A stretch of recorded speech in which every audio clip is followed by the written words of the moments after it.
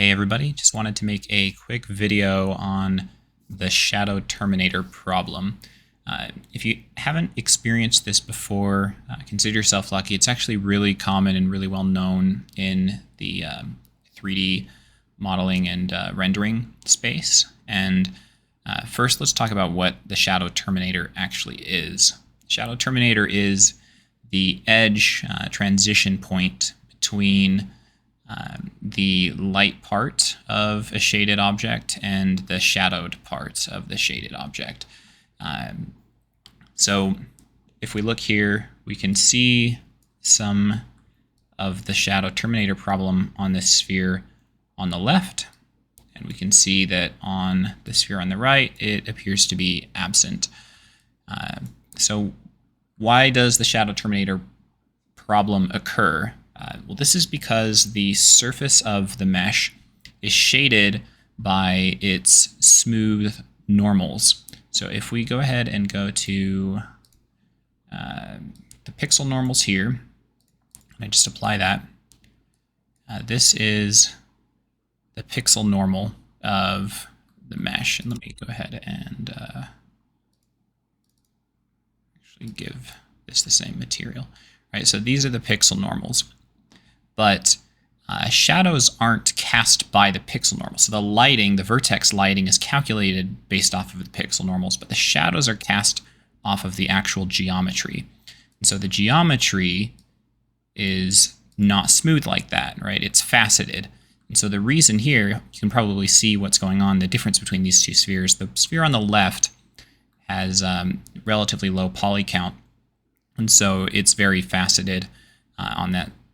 Here, the difference between its vertex normals and its between its faceted geometry and the smooth pixel normals are quite extreme, whereas the one on the right here has been subdivided a couple of times and the discrepancies between those are very minimal. We can actually visualize the difference between them by taking the dot product of the faceted normals and the true pixel normals based off of the shading. So if I do that here, you can see, once again, on the left, the sphere along the edges of the polygons deviates, right? The dot product will be 1 when the vectors are aligned. So the vectors are out of alignment along the edges, and that's creating areas where shadow discrepancies can occur between the core shadow and the cast shadow. And to explain that, the core shadow is the actual shading that appears on an object, and that's handled by the vertex lighting, the lighting engine. And the cast shadow is the shadow that appears on usually the other surfaces in the scene, like the ground, but also self-shadowing when one part of an object casts a shadow on itself, typically another part of that same object, right? So this is something that causes a lot of confusion for beginners, but these are all handled by different systems, right? So the vertex lighting is one system, and I can actually show that here, right? If we go to our global illumination and we turn off lumen, this is the vertex lighting. So you can see it's purely lighting based off of the vertex. And then if we turn off our shadows here, well, I guess first note that with the vertex lighting, without lumen, the shadow Terminator issue is still there. But as soon as I disable shadows, we still have a core shadow, but we don't have any cast shadow. And we can see that when we get rid of that cast shadow, we got rid of our shadow Terminator problem as well, because the shadow Terminator is an artifact of the cast shadow in the lower polygon detail that exists when you're casting that shadow versus when you're shading with pixel normals. So how can we solve this? Well, I already mentioned earlier, we can solve this by having a higher polygon count, right? So if I go ahead and turn lumen back on here, higher polygon counts will reduce the discrepancies and make those issues less visible. Another thing we can do is change our shadow technology, right? So shadow maps, right? So with virtual shadow maps, we get this type of artifact, which is pretty bad on low polygon meshes. Looks pretty decent on high poly meshes. If we go to traditional shadow maps, we actually get a different type of artifact entirely, but it's not artifact free. You can see here that we get this kind of blocky appearance to our shadows, and it's much less visible on the subdivided mesh. And we actually have controls for this here on cascaded shadow maps that don't work for virtual shadow maps, unfortunately, right now.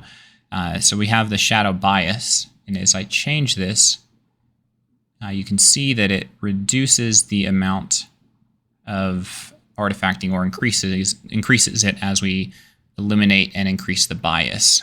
So this is basically shifting where the shadow caster is slightly. By default, it's at 0.5, which is enough to fix meshes with relatively high detail, but as you can see, it leads to pretty bad looking shading on meshes with relatively low poly counts. So if we go back over to our shadow settings here and we switch over to ray trace shadows, we'll actually see that the shadow terminators look really good. There are still, and this probably won't even show up here, but there are actually still some issues here. And maybe if I get rid of lumen, maybe this will be more visible. So there is a bit of a shadow terminator problem visible there, but it's not noticeable, and it's pretty much non-existent on the higher polygon mesh as well. So in my experience, with different types of rendering, you will get different results. None of them out of the box offer a completely perfect result, but you have some control over it that way. The other way you have control over this when you are using either virtual shadow maps or cascaded shadow maps is in the shader with the shadow pass switch. So there's a couple of ways that you can do this. You can actually essentially offset the position of the shadow from the shader, and that will act as a bias, similar to the setting in the light. So if I go ahead and just apply this, let me pull this out here. You'll see that as I move this, I'm actually able to control the shadow. And if I slide it here to, let's go -3, I've actually eliminated most of the shadow terminator problem. Not quite. Let's go -5. It's still there a teeny bit. -6. Okay. At -6, I can't see any more of the shadow terminator problem on this mesh. So this seems like a really good solution. What this is doing is it is looking at the light vector of the sun, and it's just shifting the mesh in space, right? So if I get rid of this shadow pass switch and we just shift it, you can see that the whole mesh is just moving, right? But rather than actually moving the mesh, I'm moving the point which the mesh's shadow is being cast into the shadow maps, and that will displace it. Doing this in the material has one big problem, though, depending on your project, which is that it doesn't work per light like the option for the bias in the light settings do. So if I go ahead and drop in a point light here, you can see that we get this pretty hideous artifact. So this method only works if you have just one shadow casting light. It will not work if you have multiple shadow casting lights. So if I go ahead and disable shadow casting on this, right? If I'm just using it purely for lighting, but not shadow casting, then this particular option essentially eliminates the shadow terminator problem for low poly meshes easily without really any noticeable problems, right? We go from having shadow terminator problems to completely gone without really any drawbacks at all. So that's, assuming you are just using one shadow casting light. And a lot of projects will only be using one shadow casting light. So that will work great. But if you are using more than one shadow casting light, then this isn't going to be a viable option for you. Instead, you're going to need to shift the vertices some other way and bias it in a different direction. So rather than biasing it in the sun's vector direction, you can actually just shrink the entire mesh slightly. And this can have some visible issues, but generally speaking, they'll look better than the shadow terminator artifact. And again, you can fade these effects out as you get close to a mesh and you switch to the higher polys that don't need it. And then only have it happen when you're farther away, when you're using a lower poly mesh where it might be more visible. So if I go ahead and see here, we've got a bias parameter. If I go ahead and actually we need to compile the shader here.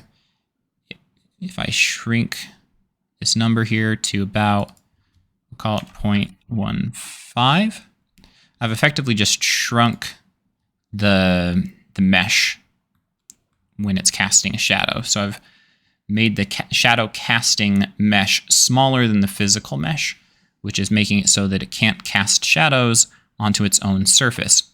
The problem with this technique is that you can actually see, if you are really astute, the difference in the size of the shadow, which most of the time is not going to be noticeable at all. But if I just go ahead and reset that, you can see that the shadow just changed size a tiny bit. So that could be a problem in some cases, so you have to use it carefully. In this case, I'm just shifting along the vertex normals, which will work great for a lot of different types of assets, but not every asset. For example, a cube couldn't really do that because it would cross itself, right? Because it has split normals. So, if you're using split normal meshes, like hard edges, then that could be a problem. Instead, you might need to do something different to choose the direction to shift the normals. If you're experiencing the problem on terrain, then you can probably just shift the normals vertically in the Z direction or in their normal direction, depending on the surface of the terrain, and eliminate shadow terminator issues that way. So that just about covers the options here for eliminating the shadow terminator problems in Unreal Engine. And these techniques will also work in other 3D software generally as well. You might need to modify them slightly, but hopefully you found it helpful. And again, just to recap, option 1 is to use more geometry to eliminate the discrepancies between the shadowing mesh and the actual pixel normals themselves. The other options would be to bias your shadow caster in some capacity. So thanks again for watching, and hope you have a great day.